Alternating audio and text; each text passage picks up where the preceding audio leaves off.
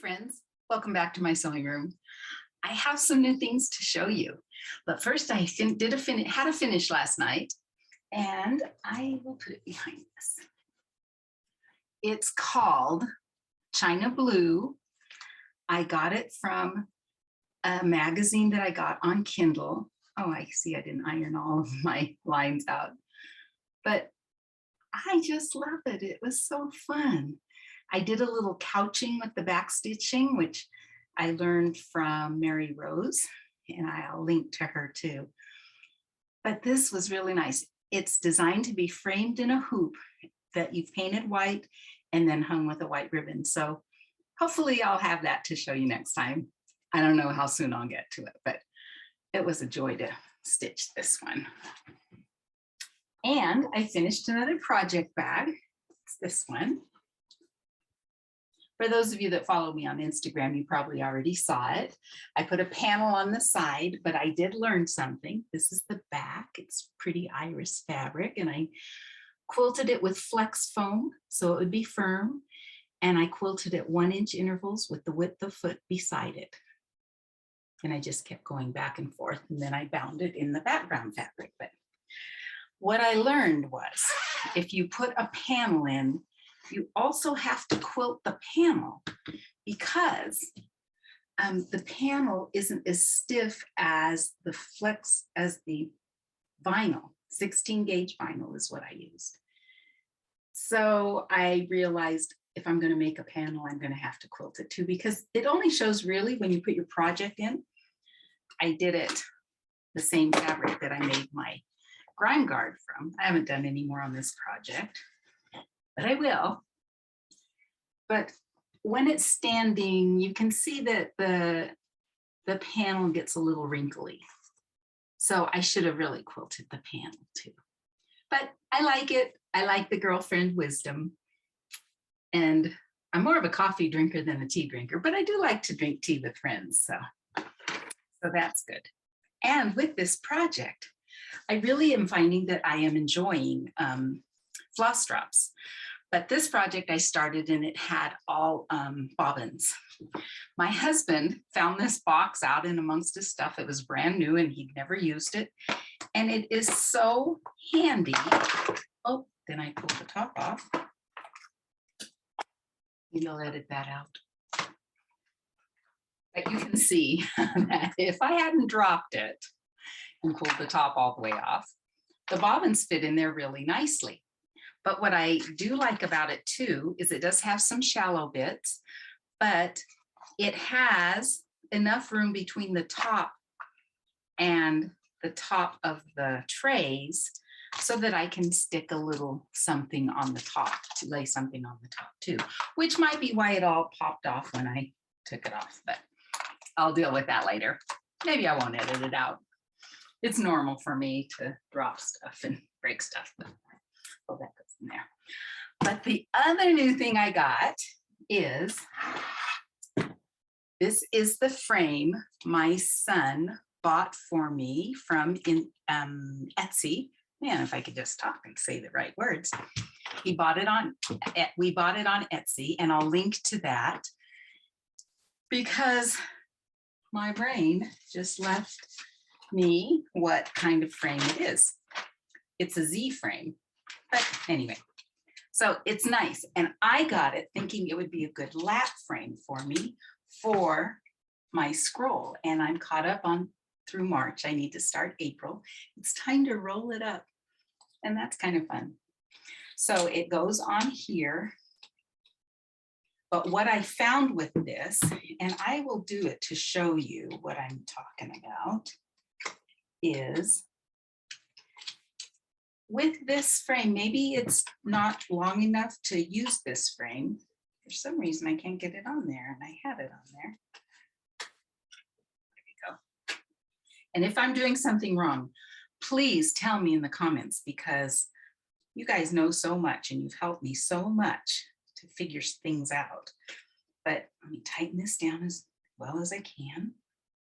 What I found with this, because I got it when I was working on the third bouquet, is that when it's sitting on my lap and I'm in my chair and I'm working over here, it wants to tip off of my lap. Of course, not right now, it's not. Now it's doing good. But I kind of lean back in my chair so I can rest my neck. Maybe I could do it better now, but I don't know. Somehow that day I couldn't seem to do this without leaning forward. So maybe it was the way I had it pointed. But it's really nice. I just don't like that it sits longer than the wood on my lap when I'm working on this side. Yeah, see, it wants to tip to the left when I'm working on the right. When I was working right here, it's perfect. So I'll have to sort that out. But when I put my, oops, not that one. When I put my Q snap on it with my Gifts of the Sea pattern, let's wiggle you out of there. There must be a better way to get this thing out. I can see my wood isn't going all the way up. Maybe my washer. Oh, there we go. So that was it. But when I'm using this project, it seems to just be perfect for this. I can hold it on my lap. It's right in the center. And it works great. So I was hoping it would be the best thing for my wood scroll and make that easier for me. But maybe I'm just getting more used to the wood scroll. It was easier for me to hold this time than it was last time. I gotta put this here because I do this. But this works just right for me to do two-handed stitching, and it sits on my lap good. And you can angle it so good. And that's what I hadn't done the first time, was angled it right. So I really like it. Plus it does work wonderfully for sitting on the table and stitching. So that's kind of fun too. I still like this one too, but I like to have my projects stay on an item. Okay. So the China Blue was on here and I finished it. But when I told my son oh, let me show you, there is no problem, nothing ripped, which was one of the complaints about this frame, was that it tore their fabric. I did not have that experience because I followed all the tips that were in my other video. But one reason I thought people could have that problem was from the way this is very sharp at the point. Maybe you can kind of see how it comes to a definite point. Well, I just mentioned to my other son, not the son by that, I said, yeah, I don't know what's going to happen when I take this all off again. And he popped one off with my ribbon, took it outside to the sidewalk, to the porch, and just rubbed it on the concrete till it was round. He got a fingernail file, which was sitting next to my chair, to smooth out the inner parts. And voila, now that problem is solved. So I have to do that with these other ones. I was waiting to finish the project, but that worked out so good. I know I've talked about a router and a sander and whatever, and I was just so impressed because my sons are so smart and I'm not, that he just rubbed it on the ground and it smoothed it out. So that was really fun too. So what am I going to do next? I am going to do Spring by Filigree. I have it laid out in here. Go down there. Because it is spring, I decided to start this one. And I'm going to put it on this frame because the wooden one I'm using for those other two projects. And I will do April. April is real pretty too, and Jeannette Douglas designs her monthly stitch along. So this is my next project. And I've shown you my fabric before, but it's such a pretty blue.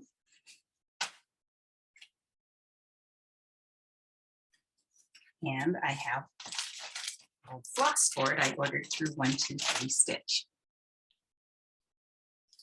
But another thing that I'm enjoying, and everyone talked about Pattern Keeper. Oh, I had gotten so good on Pattern Keeper. Well, I got a free download for a month to test it out. And the only Android tablet I had was an Amazon, a nice tablet from Amazon. I got it last year at Black Friday, and it's a beautiful big tablet. But I don't know if it was the tablet or the program, but it kept lagging. And you have to have it as a PDF. So I put my graph, I scanned it into Google Drive as a PDF, and then I downloaded it onto Pattern Keeper, and I could not get that graph set up right. I did the tutorial, I did all the stuff.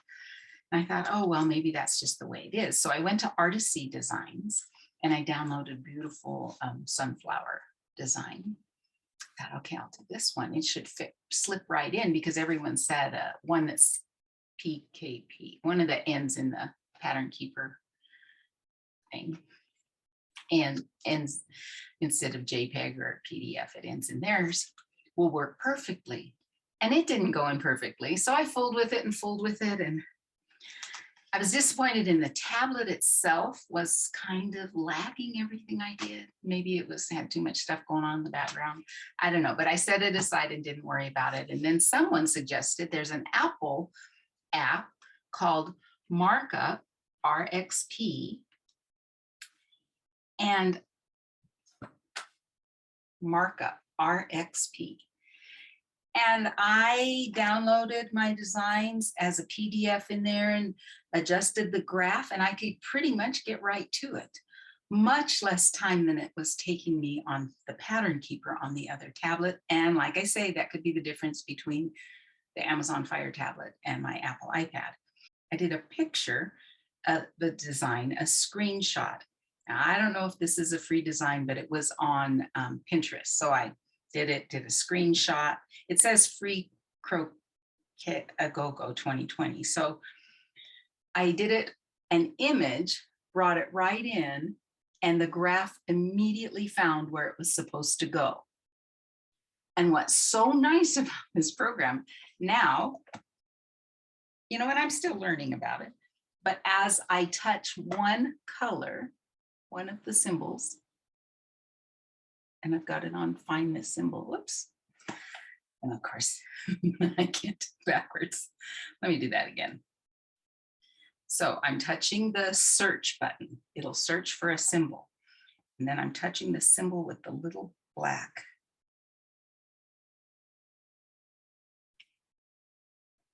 And you can see highlighted is the symbol that I touched.